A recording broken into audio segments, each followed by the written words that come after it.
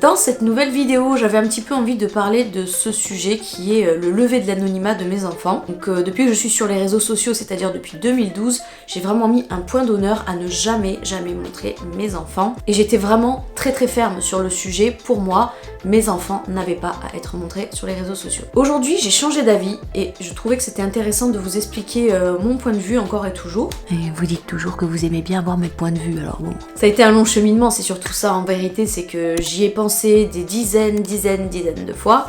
Et j'en suis arrivée à une conclusion pour le moment, je sais pas si c'est définitif ou pas, mais en tout cas c'est très bien toléré de mon côté pour l'instant et j'avais envie de vous expliquer. Alors, pourquoi déjà est-ce qu'au tout départ j'étais contre le fait de montrer mes enfants sur internet? On pourrait s'imaginer que c'est par rapport à la malveillance, etc. Internet, on ne sait jamais, vous savez, pédocriminalité et blabla. En réalité, moi, je suis pas de cette époque-là de YouTube, en tout cas, où toutes ces dérives, en fait, existaient. Bon, ça a toujours existé, hein, malheureusement. Mais je veux dire, où on a commencé à s'éveiller sur le sujet, je ne suis pas de cette période de YouTube. Moi, je suis de la première vague, on va dire, de YouTubeurs en France. J'ai commencé donc en 2012 et mes préoccupations, elles étaient bien différentes. Donc initialement, moi, pourquoi est-ce que je voulais pas que mes enfants soient sur internet? Ça a commencé par mon fils. Si vous ne connaissez pas l'histoire de mon fils, parce que tout débute de là, je vous laisse les 2 vignettes de vidéos où j'ai déjà abordé le sujet très largement. Donc voilà, moi de base, si je ne voulais pas que mon fils soit sur les réseaux sociaux, c'était parce que je ne voulais pas en fait que ça incite les curieux de notre entourage à nous surveiller et à se satisfaire surtout de voir mon fils, à quoi il ressemble, sans finalement avoir d'efforts à fournir auprès de moi, en présentant des excuses ou en faisant des efforts de politesse. Vous voyez, en fait, c'est super simple quand on a envie de voir quelque chose sur les réseaux sociaux, c'est facile, on y va, on voit, et on s'encombre pas du coup de tous les processus d'hypocrisie. Ça va, je reviens prendre tes nouvelles, et si on se rencontrait, si on buvait un café, alors que derrière, il n'y a pas forcément les bonnes intentions qui vont avec, mais au moins il y a l'effort, quoi. Ma décision, en tout cas, à l'époque, c'était t'as pas voulu assumer, donc tu ne le verras pas pour ta curiosité, ni tes proches. Par la suite, j'ai eu ma petite fille en 2017, donc elle, il n'y a pas eu de soucis comme il y a eu avec Aaron au niveau de la paternité, mais du coup, par souci d'équité pour les 2 enfants qui soient vraiment ex aequo, je ne voyais pas pourquoi je montrerais un enfant plutôt qu'un autre. Au contraire, ça aurait fait une différence, et moi je suis archi contre les différences. Je sais qu'on en fait bien malgré nous parfois, mais le but c'est vraiment d'essayer de s'équilibrer en permanence, surtout quand on en a conscience. Dernière raison aussi à tout ça, c'est mes enfants, plus particulièrement à l'époque de ma fille, parce que mon fils, bon ben moi c'était déjà décidé, ensuite il a bien grandi quand sa petite sœur est née, mais je verrouillais encore plus le fait de montrer des enfants quand ils viennent tout juste d'être nés ou quand ils sont encore bébés. Les bébés malheureusement font partie des cibles de pas mal d'idiots finalement qui adorent se moquer du physique de ces nourrissons, qui ne naissent pas toujours avec une tête parfaitement ronde, qui ne naissent pas toujours avec des oreilles parfaitement collées, qui ne naissent pas toujours avec des traits parfaitement lisses. Les enfants à la naissance ont des fois le nez écrasé, font pas mal de grimaces aussi, il peut même leur arriver de loucher ou d'avoir un duvet assez important qui tombe par la suite. Donc voilà, être un bébé, honnêtement, c'est une arrivée dans le monde où il y a une grande évolution qui doit se faire. Quand on est parent ou quand on est mûr et suffisamment mature, on le comprend, mais malheureusement, l'anonymat qu'offre Internet permet de déployer les pires saloperies de ce bas monde, et le fait de se moquer de ces bébés en fait malheureusement partie.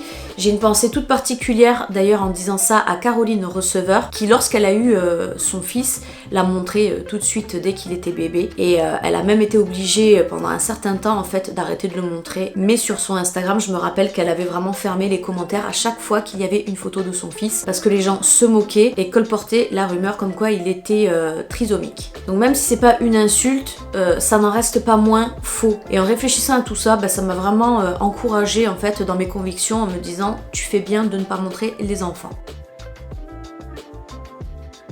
Alors, après, avec les années qui ont défilé, on a vu naître sur YouTube français, en tout cas sur le YouTube français, excusez-moi, de nombreuses chaînes de famille, vlogs ou famille tout court d'ailleurs, où les enfants étaient vraiment au cœur du contenu. Et j'avoue qu'avec cette grande émergence qui s'est fait assez rapidement, et maintenant c'est une niche ultra saturée, tout ce qui est vlogging, famille et compagnie, je reconnais avoir déjà eu plus d'une fois assez mauvaise impression face à ce type de contenu où il y avait les enfants de présence. présent un peu trop régulièrement. Donc quand j'entendais parler des scandales à droite et à gauche qu'il y a eu sur diverses chaînes, c'est vrai que j'avais toujours cette tendance à revenir sur moi-même et à me dire mais waouh, en fait t'as pris une assez bonne décision parce que au moins tu épargnes tout ça à tes enfants. Mais après pour moi c'était tout ou rien en fait. Voilà, j'étais pas encore assez aboutie dans ma réflexion comme je peux l'être aujourd'hui. Je dis pas que je suis extrêmement aboutie encore, on n'est jamais trop abouti de toute manière. Mais en tout cas c'est vrai qu'avant je me disais les enfants sur internet égale le contenu interdit, le contenu immoral, le contenu qui manque d'éthique, alors que très franchement il y a des chaînes où il y a des enfants et pour moi l'éthique est parfaitement respectée, mais ça je l'expliquerai un petit peu en fin de vidéo. En fait ce qui me faisait peur c'est que je me disais si je fais comme tous ces gens qui montrent leurs enfants et que demain je fais une erreur quelconque, voilà, une erreur de parcours, que je fasse polémique, que je fasse un bad buzz ou quoi que ce soit, je n'ai pas envie en fait que mes enfants à l'école, en fait portent le poids de mes propres erreurs. Et malheureusement les gens ne sont pas toujours très futés et font souvent l'amalgame en fait entre les individus tels qu'ils sont individuellement et la famille qu'ils composent. Donc non, une famille c'est pas une seule et même personne. Et je voulais tout simplement éviter à mes enfants en fait d'être confrontés à ce genre de bêtises à l'école, donc ne connaissant pas leur identité ni leur visage, ne sachant pas qui est la maman de un tel et un tel. Pour moi en fait c'était déjà barricadé le risque en tout cas de ce côté-là. Et puis, bien sûr, il y a eu des moments dans ce long parcours où j'ai vraiment failli craquer plus d'une fois. Souvent au détour d'une photo que je prenais ou qui était prise par mon chéri ou par un membre de la famille que je trouvais magnifique, que je trouvais tellement belle d'ailleurs que j'avais juste envie de la placarder aux yeux du monde entier tellement que c'était mon cœur de maman fière en fait qui parlait à ce moment-là. C'était nullement la raison, ce n'était que le cœur. Mais j'ai jamais vraiment écouté en fait ces impulsions parce que, étant donné que c'était ma seule source de motivation, le fait que voilà, j'avais été éblouie par une ou deux photos. Pour moi, c'était pas suffisant, c'était pas assez argumenté en fait pour prendre le risque de m'écouter dans un instant pareil. Mais l'une des plus grosses hésitations à laquelle j'ai été confrontée, ça a été face à la douleur, à la tristesse de mes petits. Parce que justement, mes petites sœurs, voilà, pour donner un exemple, je les filmais à visage découvert. Voilà, ma mère ne m'a jamais interdit de montrer les enfants, ne m'a jamais dit il faut cacher leur visage ou quoi que ce soit. Sa seule exigence, c'est que les petites soient présentables. Donc d'un côté, il y avait des enfants que je pouvais filmer ouvertement, et d'un autre côté, quand il était question d'eux, c'était toujours non, pousse-toi, te mets pas dans le champ de la caméra, décale, il faudra que je te floute, on t'a vu, oh purée, ça va être compliqué à rattraper, etc., etc.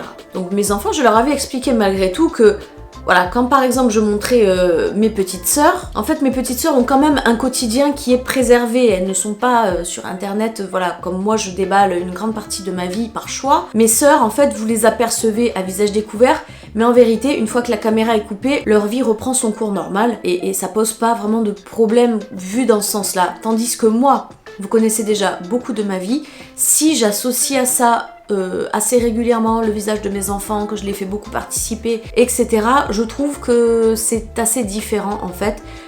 C'est une intrusion qui est beaucoup trop poussée. Ceux qui verront la nuance, bravo, ceux qui ne la voient pas, tant pis. Donc même en ayant expliqué à mes enfants que eux couraient peut-être un peu plus de risques en tout genre en étant associés à moi à visage découvert plutôt que mes petites sœurs, c'est pas qu'ils le comprenaient pas, ils l'ont toujours très bien compris quand on leur pose la question pourquoi est-ce que maman veut pas que vous soyez sur les réseaux sociaux, à visage découvert pardon, ils savent très bien l'expliquer et le résumer parce qu'ils l'ont compris. Mais ils ne peuvent pas s'empêcher d'être triste et contrariée, un peu frustrée. Des mamans, il y en a d'autres sur internet, vous voyez, je ne suis pas la seule maman d'internet qui a des enfants, qui mènent pratiquement la même vie que moi, il y en a plein aussi, qui ont les enfants à visage découvert, il y en a plein. Et en fait mes enfants en voyant ça ils se disent mais ils sourient, ils rient, ils jouent, ils partagent des moments ensemble. Moi je suis jamais dans ce contenu là, à chaque fois il faut que je disparaisse, il faut que je me fasse petit. Pourquoi est-ce qu'il faut que je n'existe pas comme ça? Et ça c'est ce que mon fils m'a dit quasiment textuellement. Il a eu des fois l'impression en fait que...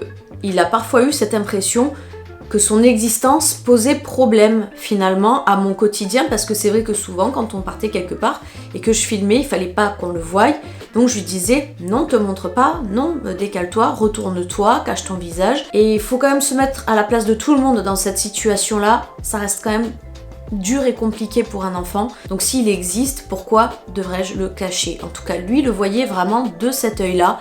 Et j'ai adoré avoir cette conversation avec lui finalement parce que ça m'a permis vraiment de voir les choses d'un œil complètement différent, mais je veux dire, jamais j'aurais eu l'idée de moi-même de voir les choses sous cet angle. Et donc c'est ainsi, à force de tous ces constats, à force de toutes ces conversations, de tous ces envies passagères et compagnie, que j'en suis arrivée à la conclusion suivante qui est lâche prise. Voilà, j'ai décidé d'injecter mon énergie ailleurs. Je pense qu'on ne commet aucun crime grave et dramatique si le visage de nos enfants apparaît sur les écrans.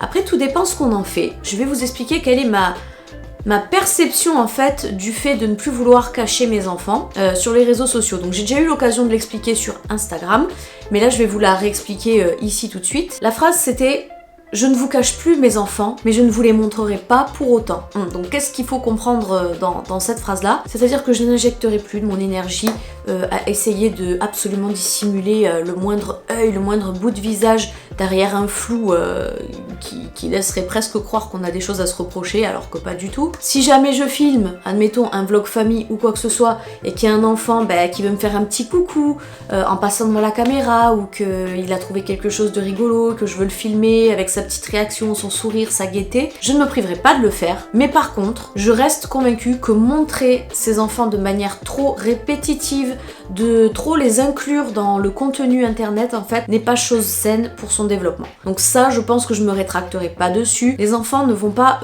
prendre une grande place dans votre vie de spectateur, en tout cas sur ma chaîne. Ça va être juste que voilà, à l'occasion d'un anniversaire ou quoi que ce soit, les visages seront visibles. Je veux dire, vous les verrez très occasionnellement parce que finalement ma vie c'est aussi ça.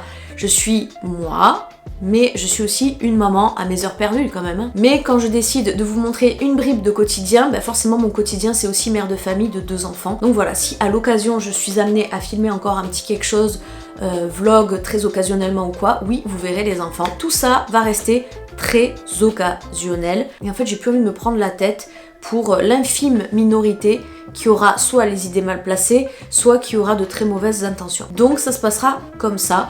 Et ma sécurité à moi personnelle, c'est le fait de ne pas confondre vie de famille et engagement créateur vidéo. Voilà, ce sont 2 choses bien distinctes. Je ne veux surtout pas arriver à un stade en fait où je vais tout amalgamer. Voilà, une apparition c'est ok, mais plus que ça c'est pas ok. Voilà, j'en ai terminé avec cette vidéo qui a été, oh bon Dieu, compliquée à filmer parce que j'ai les cheveux trop électriques, ça me gratte de partout. Pour ceux et celles qui ne l'auraient pas encore fait, je rappelle de liker, partager, abonner, activer la cloche pour ne louper aucune de mes vidéos. Merci de m'avoir regardé, écouté attentivement et on se dit à très bientôt. Bye bye.